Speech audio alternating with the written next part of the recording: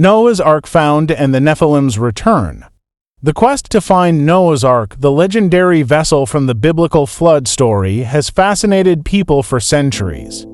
Recently, a series of claimed discoveries has sparked renewed interest and debate among enthusiasts, archaeologists, and theologians. Despite the absence of definitive scientific proof, many are convinced that the Ark has indeed been located, concealed in a remote and desolate place, poised to unveil its ancient mysteries. Several prominent claims and expeditions have made headlines over the years, particularly those focusing on Mount Ararat, the legendary resting place. One of the most popular and enduring theories is that Noah's Ark came to rest on the slopes of Mount Ararat in Turkey. This belief is largely based on a passage from the Bible, Genesis 8-4, which states that the Ark rested upon the mountains of Ararat. Over the years, numerous expeditions have braved the challenging terrain of this dormant volcanic peak, driven by the hope of uncovering remnants of the ancient vessel.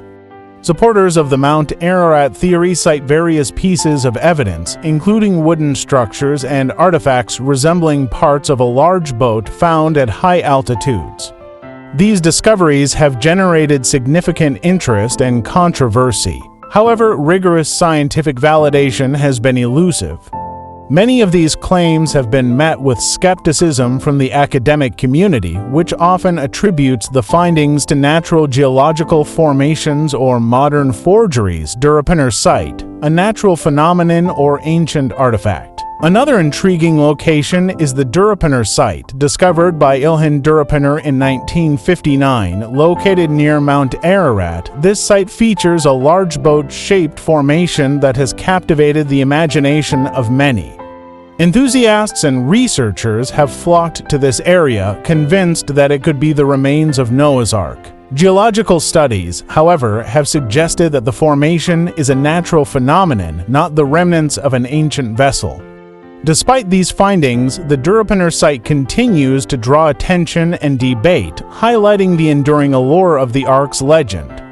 Beyond Mount Ararat and the Durapınar site, other theories propose alternative locations for Noah's Ark. Some suggest the Elborz Mountains in Iran as a potential resting place, while others speculate about various regions across the Middle East. These theories, though imaginative and compelling, remain speculative and lack substantial evidence to support their claims.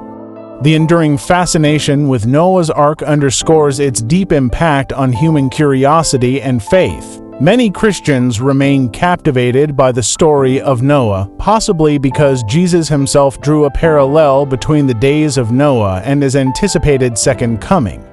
But as the days of Noah were, so shall also the coming of the Son of Man be. For as in the days that were before the flood they were eating and drinking, marrying and giving in marriage, until the day that Noah entered into the ark, and knew not until the flood came and took them all away. So shall also the coming of the Son of Man be. So, what was the world of Noah like? Genesis chapter 6 verses 1-8 describes it, and it came to pass, when men began to multiply on the face of the earth, and daughters were born unto them, that the sons of God saw the daughters of men, that they were fair, and they took them wives of all which they chose. And the Lord said, My spirit shall not always strive with man, for that he also is flesh, yet his days shall be 120 years. There were giants in the earth in those days, and also after that, when the sons of God came in unto the daughters of men, and they bare children to them, the same became mighty men which were of old, men of renown. And God saw that the wickedness of man was great on the earth, and that every imagination of the thoughts of his heart was only evil continually. And it repented the Lord that he had made man on the earth, and it grieved him at his heart. And the Lord said, I will destroy man whom I have created from the face of the earth, both man and beast, and the creeping thing, and the fowls of the air, for it repenteth me that I have made them. But Noah found grace in the eyes of the Lord. To understand why the discovery of Noah's Ark is so significant, One must delve into the reasons why such a catastrophic event as the flood was deemed necessary by God. The biblical account suggests that the world was in a state of unparalleled moral and spiritual decay, prompting divine intervention. According to Genesis 6-5, every inclination of the thoughts of the human heart was only evil all the time. This powerful indictment of humanity's moral state paints a picture of a world consumed by wickedness and corruption. In Noah's day, the evil had reached unimaginable levels, creating a society rife with violence, depravity, and lawlessness. The presence of the Nephilim, a race of giants born from the union of the sons of God and human women, is often cited as a contributing factor to this widespread corruption. These hybrid beings, described as mighty men and heroes of old, are believed to have exacerbated the violence and chaos that plagued the earth. The Nephilim were the hybrid offspring of divine beings and mortal women. The presence of the Nephilim, a race of giants born from the union of the sons of God and human women, is often cited as a contributing factor to this widespread corruption. These hybrid beings, described as mighty men and heroes of old, are believed to have exacerbated the violence and chaos that plagued the earth. The Nephilim were the hybrid offspring of divine beings and mortal women. Their presence on Earth introduced unprecedented levels of sin and disorder. These giants, often depicted as powerful and fearsome, may have been the source of many ancient myths and legends, including the Greek gods and demigods like Hercules or the Mesopotamian hero Gilgamesh. The actions of the Nephilim and their influence on humanity were so significant that they prompted a dramatic response from God. These hybrids, a product of angels and humans, represented a profound violation of the natural order established by God. It's essential to recognize that the creation of these beings was against divine intent.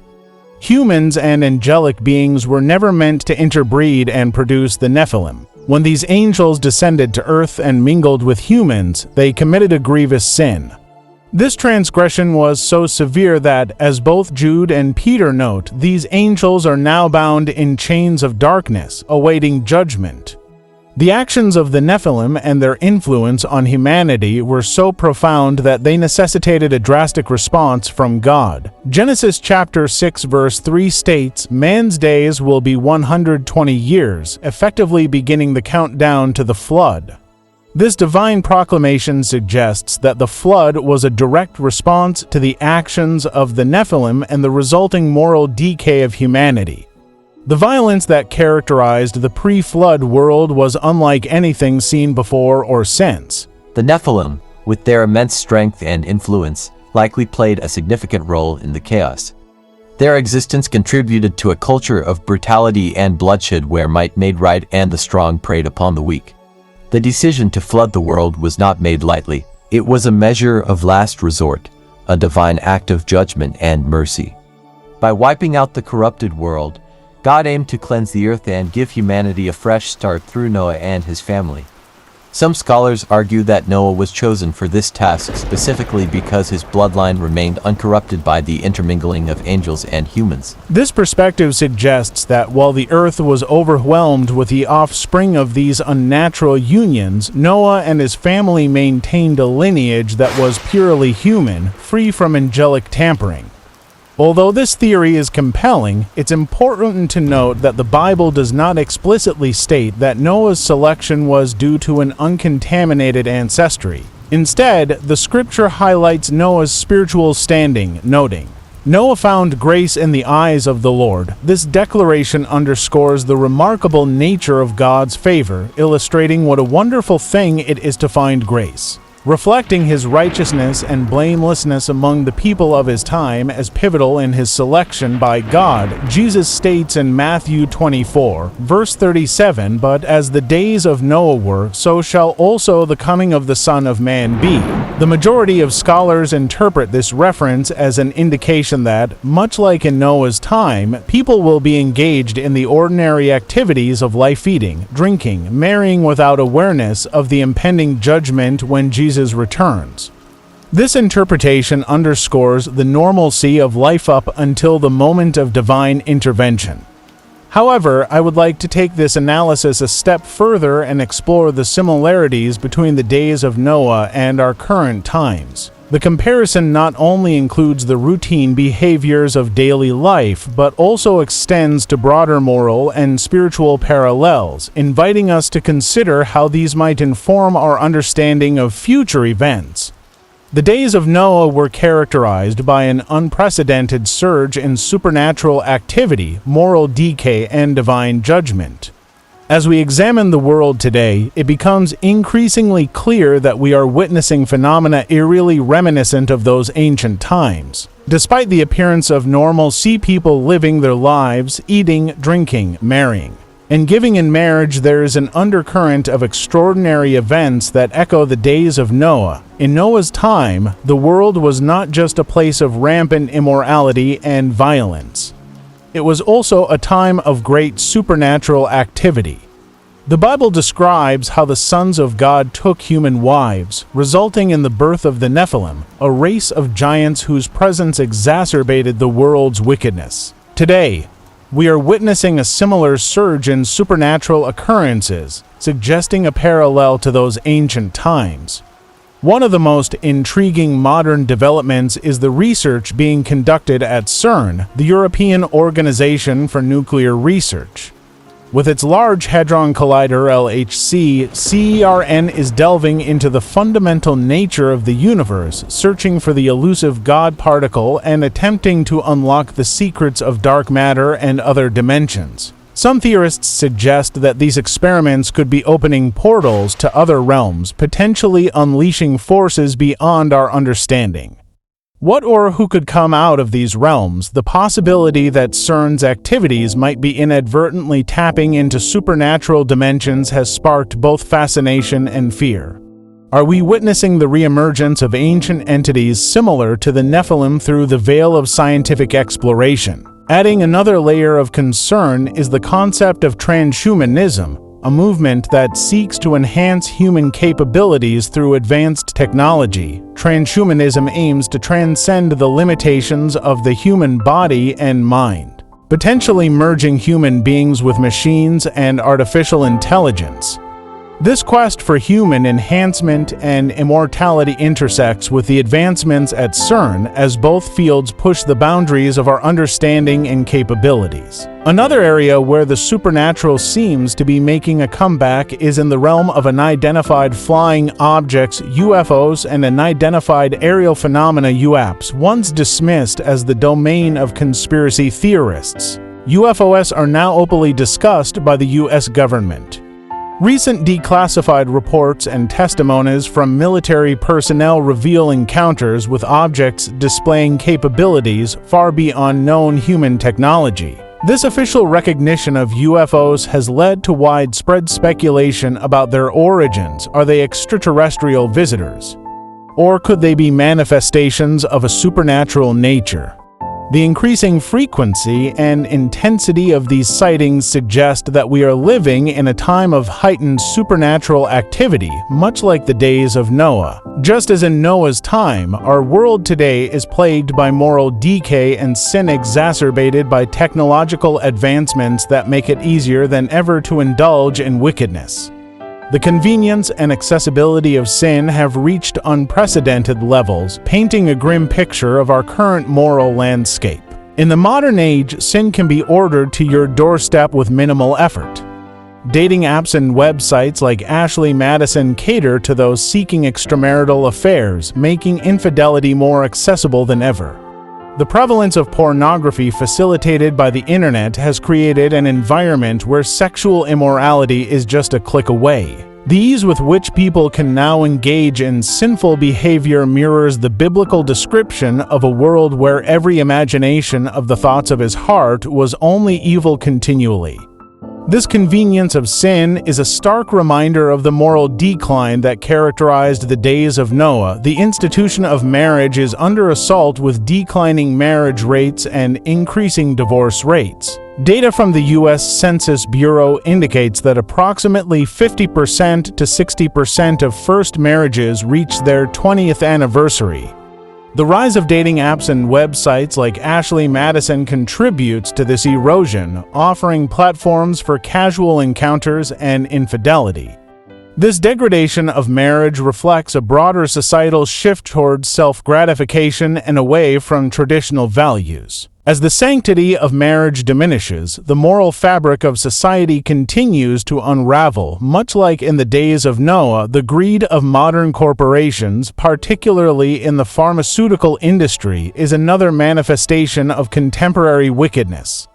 Companies charge exorbitant prices for life-saving medications, often many times the cost of production. While profit is a legitimate motive, the exploitation of vulnerable individuals for financial gain is a clear indication of moral decay. This rampant greed is not limited to the pharmaceutical industry. Across various sectors, the pursuit of profit at the expense of ethical considerations has become the norm. This pervasive greed echoes the moral corruption that necessitated divine intervention in Noah's time. Laziness, condemned in the Bible as wickedness, is rampant in today's society. Millions of people choose not to work, relying instead on welfare systems and other forms of assistance. This widespread aversion to hard work is a stark departure from biblical principles that emphasize diligence and productivity. The normalization of laziness contributes to societal decline, fostering a culture of entitlement and complacency. This shift towards idleness and away from industriousness is another sign that we are living in times reminiscent of the days of Noah. The book of Revelation foretells an increase in supernatural events as the end times approach. The resurgence of supernatural phenomena in our day suggests that we may be witnessing the fulfillment of these prophecies. As we observe the rise in demonic activity, UFO sightings, and other inexplicable occurrences, it becomes clear that the supernatural is becoming increasingly prominent in our world. Reports of demonic activity, possession, and exorcisms are on the rise, further indicating a surge in supernatural occurrences. These manifestations of evil are reminiscent of the malevolent influence of the Nephilim and other supernatural entities in the days of Noah. The increase in demonic activity is a chilling reminder of the spiritual battle that underlies our physical reality. As the forces of darkness gain ground, the need for vigilance and spiritual discernment becomes ever more critical. As we navigate these tumultuous times, it is crucial to recognize the parallels between our era and the days of Noah. The surge in supernatural activity, the pervasive moral decay, and the unprecedented convenience of sin all point to a world teetering on the brink of divine judgment. The story of Noah's Ark serves as both a warning and a beacon of hope. Just as Noah was called to prepare for the flood, we are called to remain vigilant and steadfast in our faith, ready to withstand the trials that lie ahead. By acknowledging the signs of the times and aligning ourselves with divine principles, we can navigate these challenging days with wisdom and grace, confident in the promise of redemption and renewal.